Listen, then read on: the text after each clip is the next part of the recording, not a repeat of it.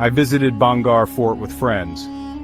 We were amateur explorers, fascinated by cursed places, and we had planned this trip for weeks. It was just past noon when we arrived, the sun beating down on the ancient stones. Locals warned us not to stay past sunset. We laughed it off. We wandered deep into the ruins, ignoring the signs. While my friends were off taking pictures, I noticed something strange near a broken archway. An old handmade Rajasthani cloth doll resting against the wall. It was coated in dust, one eye stitched with black button, the other ripped out. Something about it compelled me to pick it up. The second I did, a gust of wind howled through the fort. The temperature dropped unnaturally, despite the blazing sun. My friends said I looked pale. I felt like something had clung to me. Something cold. That night back at the guest house, I couldn't sleep. I kept hearing soft bells. I hadn't noticed before. The doll had tiny bells stitched around its hem. The jingling followed me, even in the bathroom, even when I stepped outside. Then, around 2 a.m., I woke up to the sound of fingernails tapping on wood. I looked toward the corner of the room. The doll was sitting upright on the table facing me. I hadn't left it like that. And then it blinked. I froze. I couldn't scream. I saw it stand jerkily like a puppet and take a step off the table, bells ringing softly with every movement. I don't remember what happened next. My friends found me unconscious the next morning. The doll nowhere in sight. But even now, months later, I still hear those bells, especially at night.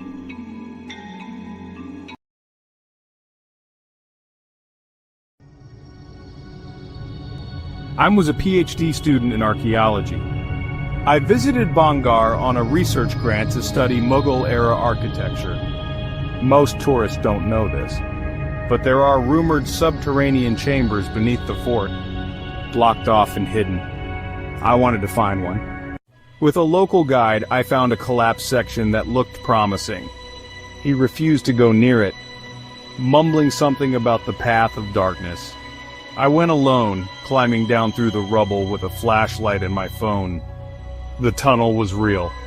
It spiraled downward for what felt like forever.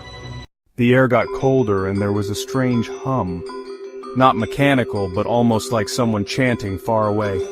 I found walls carved with Sanskrit, and dried red markings that looked too fresh to be ancient. Then the light from my flashlight flickered. I turned around to leave.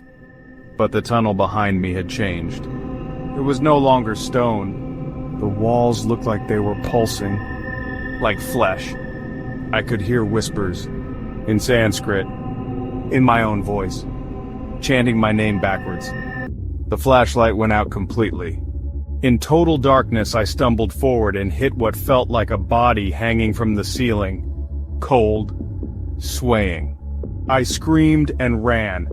When I finally emerged back into daylight, it was morning, but I had only been underground for 15 minutes, according to my watch. I couldn't speak for days. My colleagues said I looked like I had aged 10 years. I still dream of that tunnel, and I wake up with dust under my fingernails.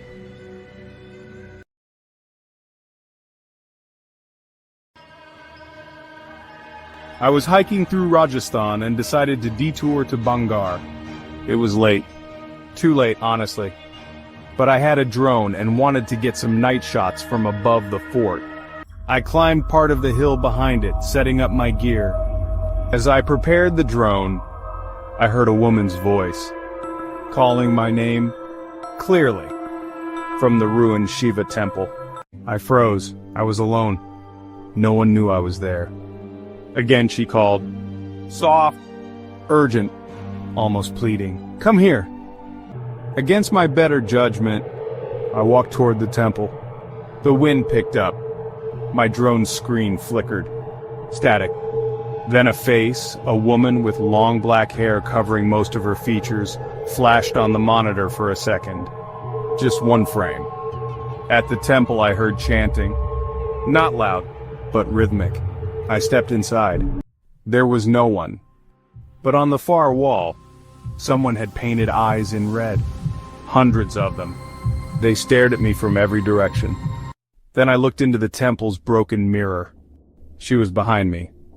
A woman dressed in bridal red, hovering just above the ground. Her eyes were missing, just black. Empty sockets leaking ash. She opened her mouth and I heard the sound of bells and screaming layered together, like two radios playing horror at once. I ran. My drone footage was corrupted. The entire SD card, except for one still image it somehow saved. Me, standing in the temple, with a hand reaching out from the darkness behind me. But I was alone. Every haunting has a witness. You've just become one. Subscribe and never be alone again.